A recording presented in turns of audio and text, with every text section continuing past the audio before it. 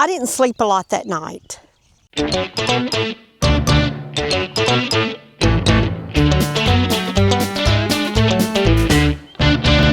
My evening routine looks a little bit different now. So in the evening times, I have to take the emu chicks from the backyard here in the chain link fence over to the brooder house or the enclosure, which is across the entire yard over there. And I know in the past you have seen me take the emu chicks in the mornings from the enclosure and bring them to the backyard and let them run inside the fence here in the backyard. As you can see, they had plenty of green grass and space to run. Well, that's where the problem came in, y'all.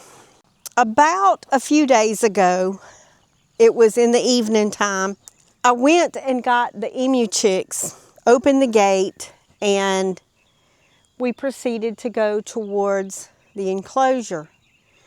Well, when we got to the enclosure, for the first time ever, the chicks would not go in the enclosure.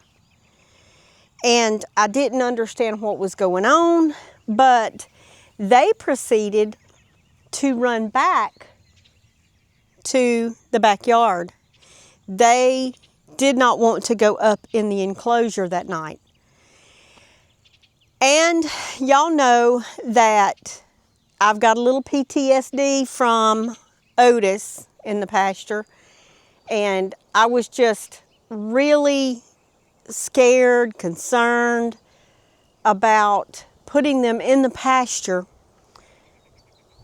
but also, even worse, I was very scared to leave them in the backyard overnight because the backyard fence is only 4 foot tall. Now, the emus never tried to climb the fence or get over or jump. Not that they couldn't, because I really believed that they could, but they were exposed. Number one, I know that there are bobcats live here, there's coyotes that live here, there's foxes that live here. And for them to be in the backyard, they are very exposed, and I was just scared, y'all. I didn't want anything to hurt them, but there's not a livestock guardian dog in there to protect them. I didn't sleep a lot that night. And then, of course, the rains, and for the past 2 weeks, it has rained nonstop. So that is why I am 2 weeks behind on putting out a video, because not only has it rained and we just can't get outside to do anything.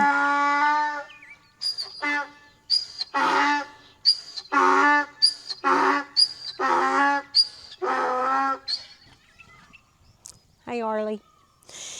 Not only can we not get outside to do anything when it rains like that, but I've had my grandson here who got extremely sick, and he got something compounded on top, ended up with scarlet fever from strep, and we were back and forth to the doctor every day.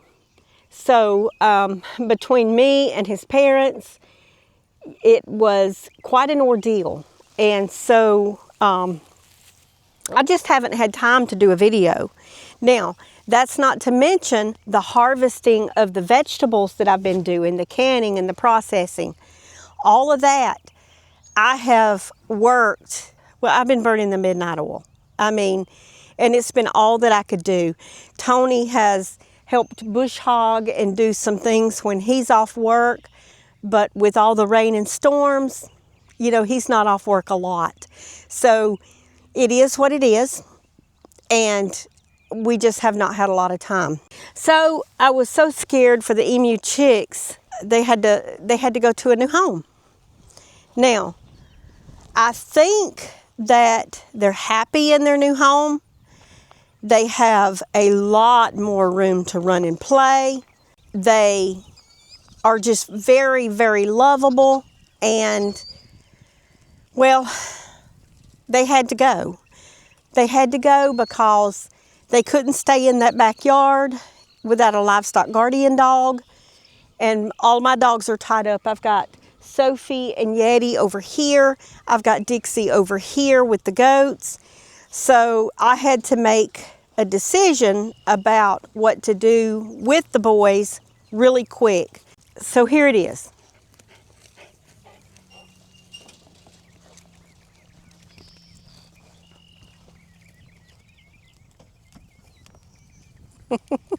Hey, Daisy.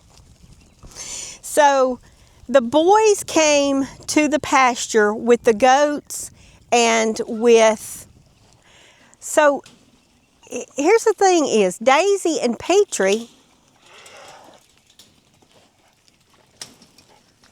they fight like no others. Petrie.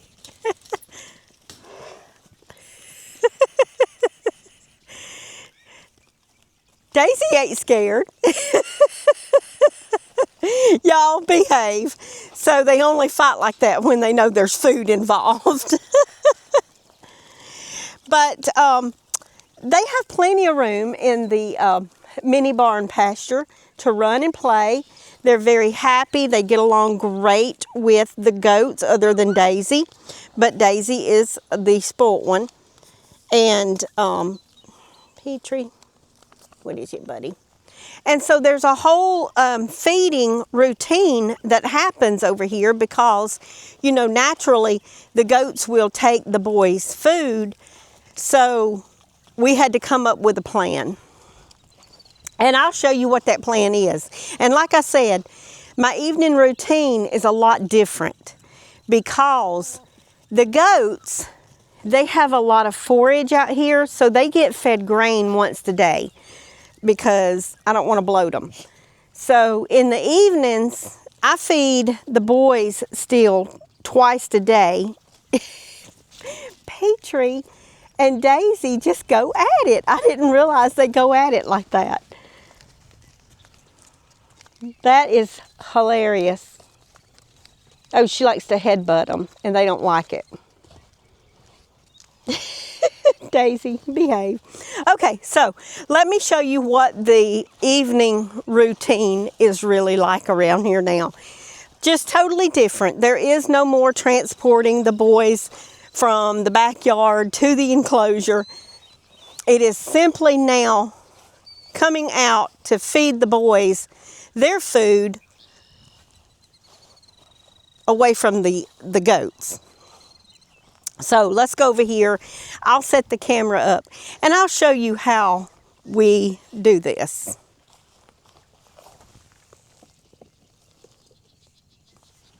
All right, so the boys come in this side because they know that they're going to get fed. But so do the goats because they know that the boys are going to get fed. So the goats are kind of dumb. So what I do is I throw them a few handfuls onto the ground and I close the gate. It's just simple as that. Here, boys.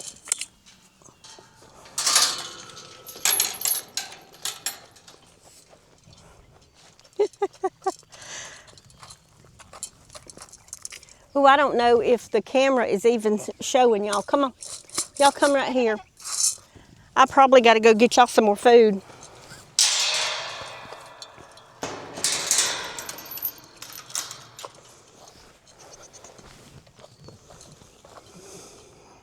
Yeah, you can see it. I bet they eat all that up. So I'm going to have to go get them. Definitely go get them some more food. They're down to a little bit in that container. But now that I've locked the goats out, I've got time. I can go and get those guys some more food. And just let them eat until they're done. Because they've got water over here. They've got their food over here.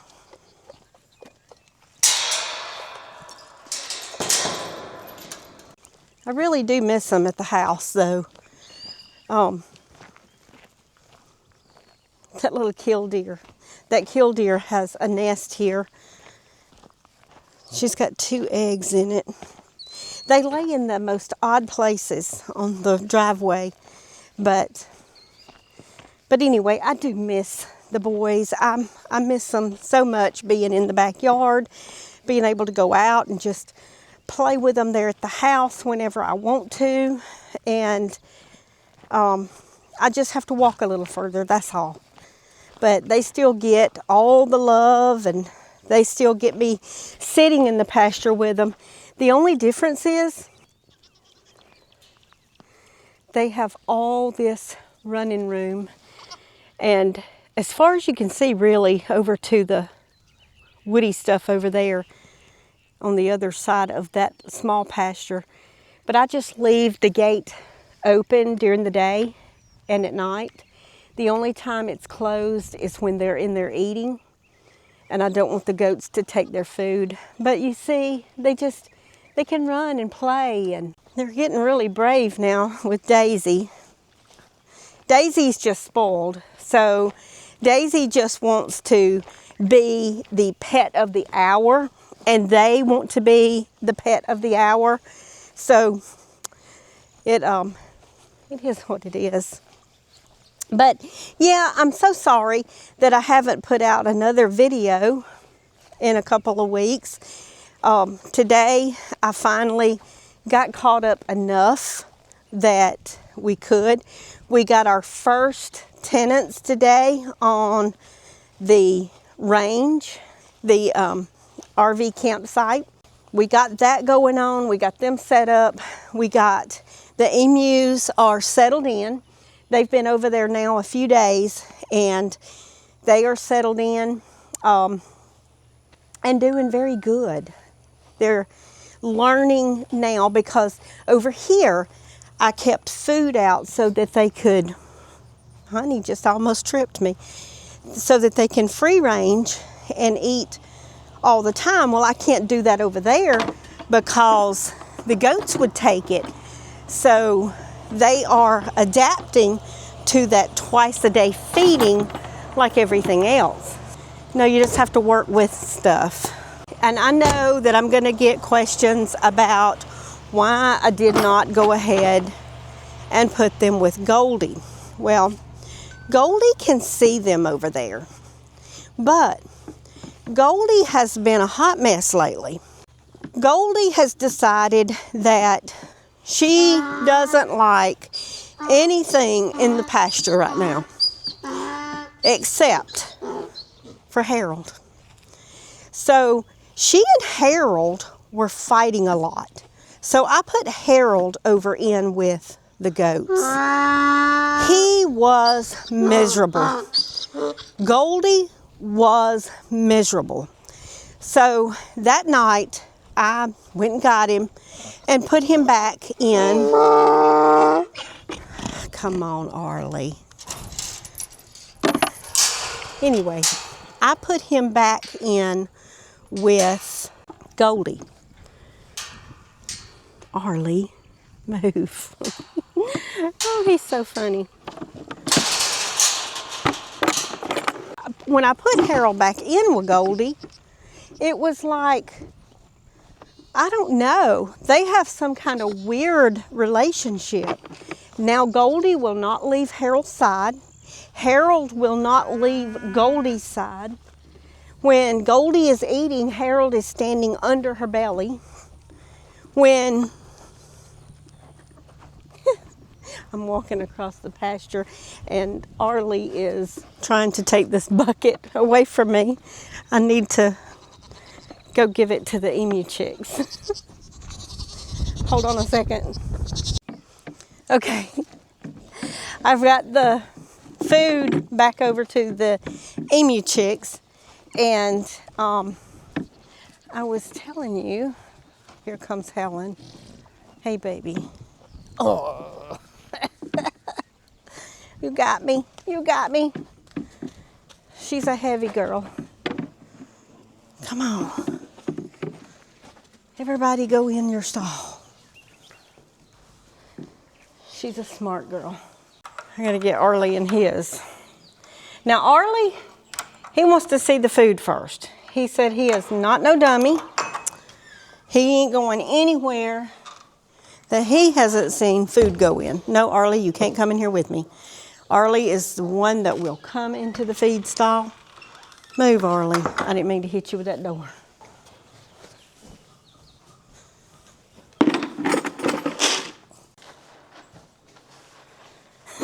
My old boy. All right, let's feed Helen. Helen, I'm coming. All right, back it up, Terry. Thank you.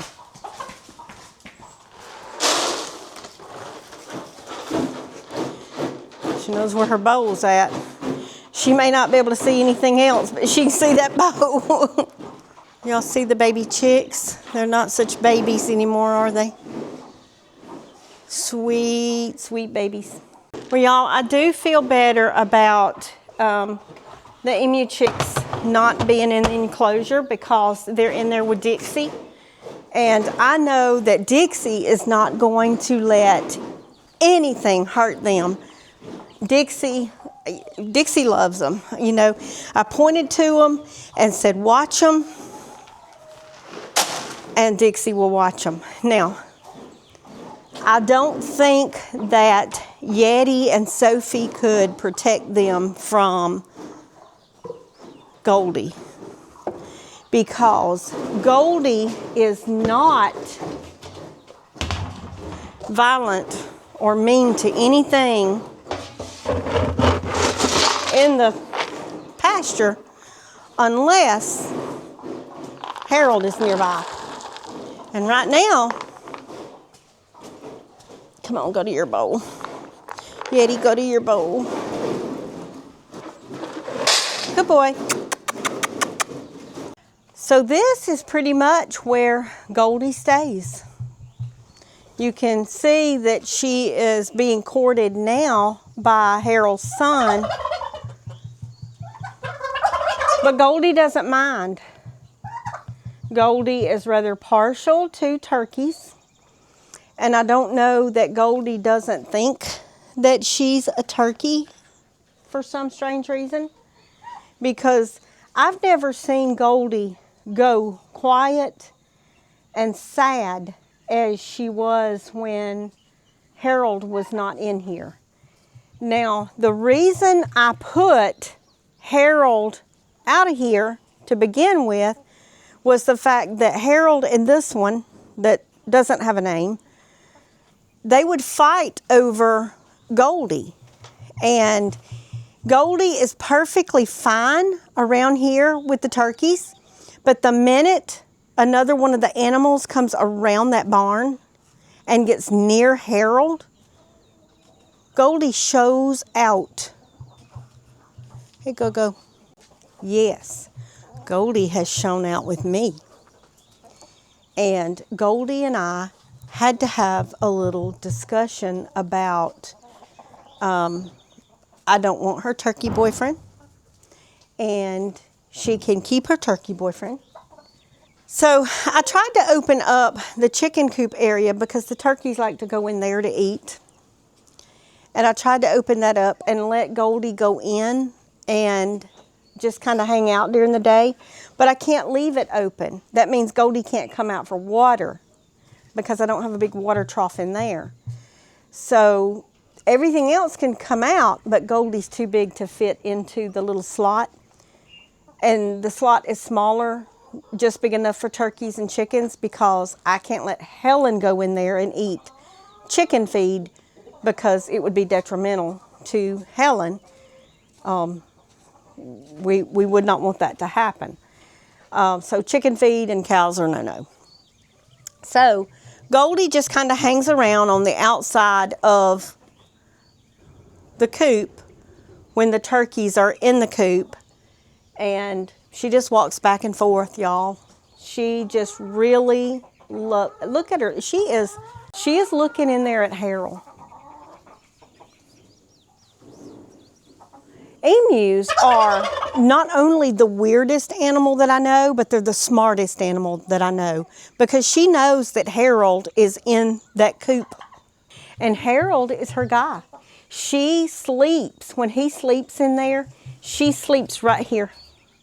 You can see her spots. She sleeps next to Harold. Harold is her man.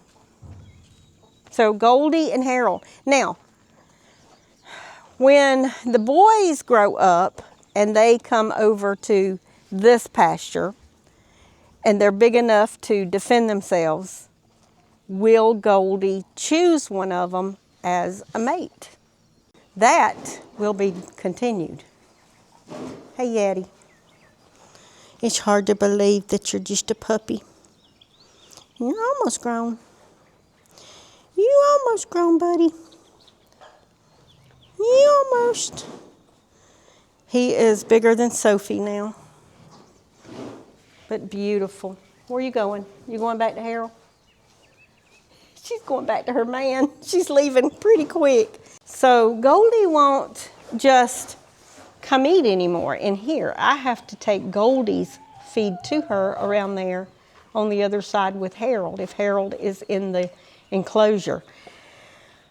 Oh, what a tangle web we weave. So to make sure that she gets properly fed and get her nutrition, I take her some food around there.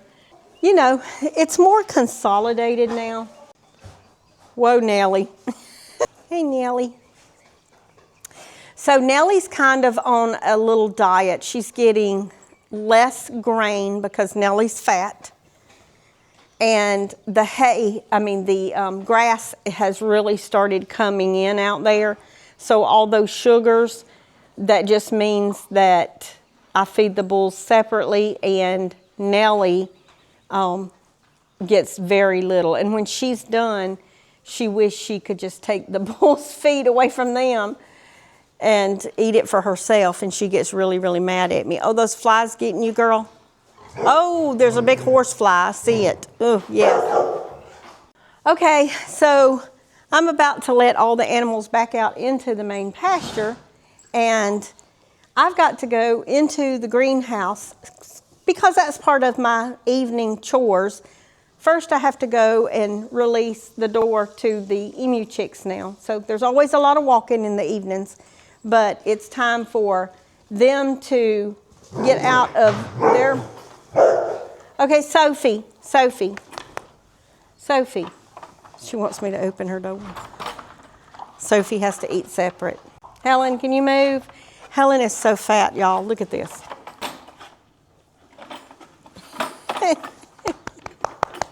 Helen, you fat girl. Helen is a fat girl. She's got her head stuck down in a bucket. There ain't nothing in that bucket. Hers is fat and shiny. Just shiny.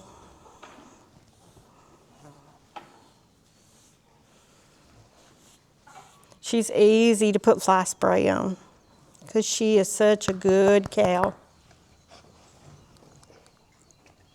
All right, now, I'm going to turn the emu chicks loose, and then I'm going to turn everybody in here loose back into the pastures. And then I'm going to go and lock down the greenhouse for the evening, and I will be done. But, yeah, it looks a little different at the house without Helen. Did you have to do that right beside me? Gosh. Sorry. You'll have to hear that. Farms are just, well, the animals don't care. They just go whenever they have to go. I'm beginning to be like that. Move, Helen. Helen is getting big. She's a year old now. Hers is a year old, I believe. Yeah, I believe hers a year old. Okay, Sophie, come on. Let's go out. Hey, Arlie.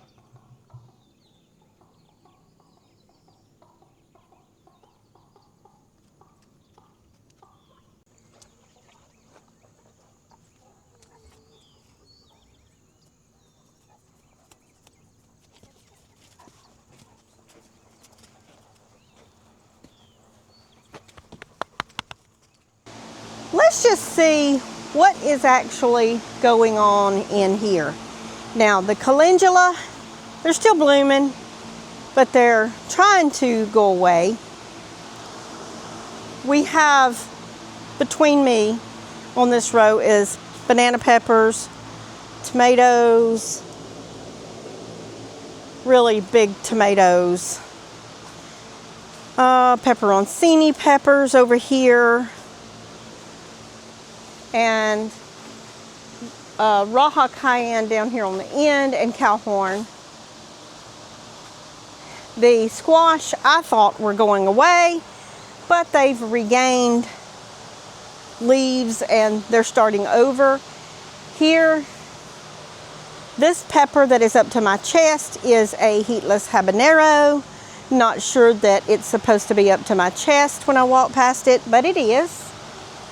And I can't get through there because the squash are in the way. Over here. And here's the thing. These squash here, they look like they're dying, but they're not. They're coming out with new leaves and new squash. So we're still eating. I've got several squash casserole quantities in there. More tomatoes over here on the other side of the okra. We have cucumbers, and you can see we have plenty of cucumbers that are hanging. More that are growing up there, if I can get up there. And of course, the okra is tall as I am. So,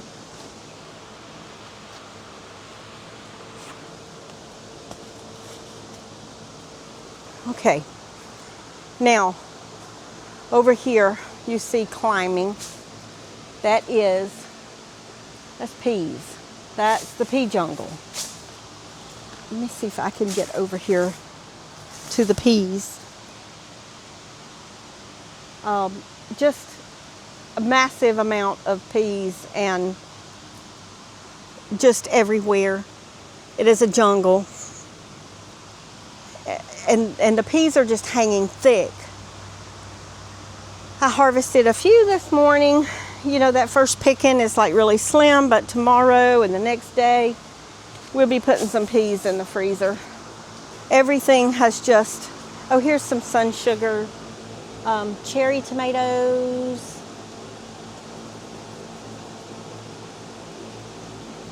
If I can get them in there, there they are. Sun sugar cherry tomatoes, they're just coming out everywhere. Peas are just traveling on the ground. Nowhere to go, just going everywhere.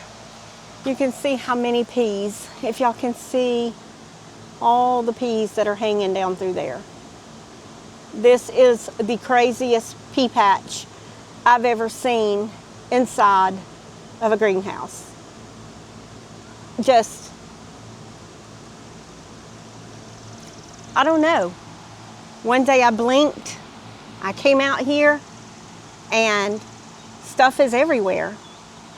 It's hard to walk between the rows.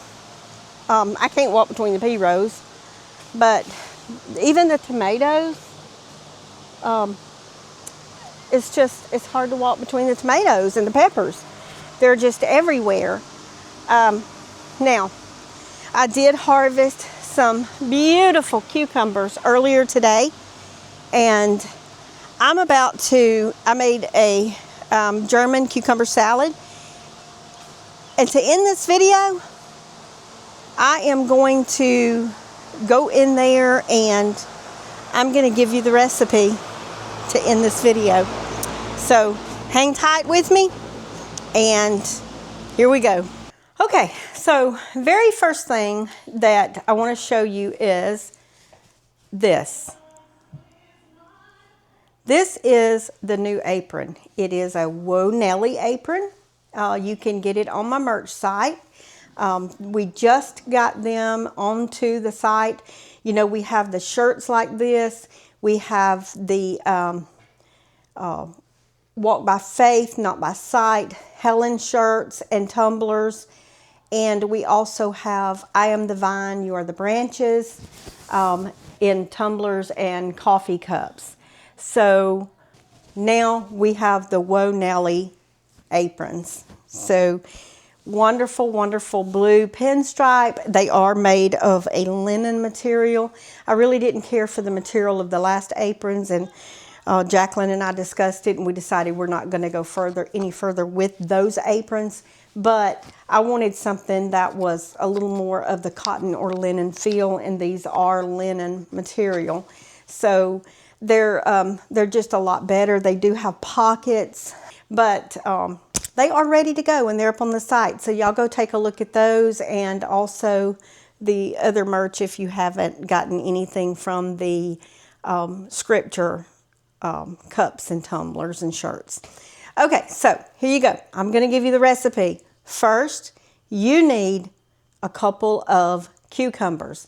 Now, I told you that these Sweet Success cucumbers are the very best that I've ever put in my mouth, and that's just the absolute truth. So, 2 cucumbers. Let's start the recipe with that.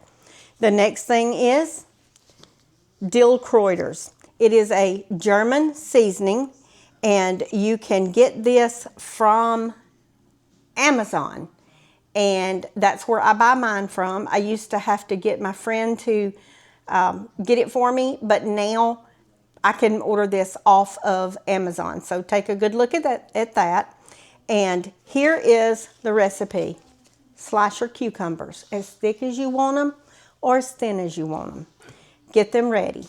In the meantime, you're going to mix this with 3 tablespoons of water, 3 tablespoons of oil of your choice, and I use avocado, and 3 tablespoons of white vinegar. You're going to mix that up really good and add in 1/2 cup of sour cream. Mix it and whisk it up really good and get that sour cream incorporated. Then you're going to add those slices of cucumbers. You're going to mix it real good, get them really good and coated. You're going to stick it in the fridge. You're going to let it get really good and cold. And when it gets really good and cold, and you put it out to eat as a side dish or a snack, you're going to love it. Super easy, y'all. Y'all farm on.